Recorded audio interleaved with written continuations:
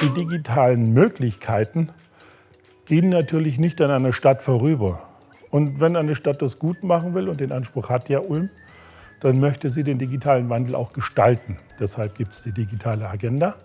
Und deshalb gab es viele Ansatzpunkte, um zu schauen, wo kann digitale Technik, wo können digitale Services dem Bürger helfen. Das ist ein Prozess, wo man auch abschätzen muss, was ist sinnvoll. Weil nicht alles, was technisch möglich ist sinnvoll und schon gar nicht auch gleich für Ulm sinnvoll. Ein besonderes Augenmerk richten wir auf das Quartier im Eselsberg. Da war das Projekt Zukunftskommune, das jetzt ausläuft. Und da haben wir den schönen Effekt, dass viele der Projekte, die dort gelaufen sind, sich tatsächlich verstetigen. Das heißt, dass andere Partner, jetzt nicht die digitale Agenda, die das angestoßen hat, sondern andere Partner das aufnehmen und weitertragen. Und so soll es sich auch weiterentwickeln.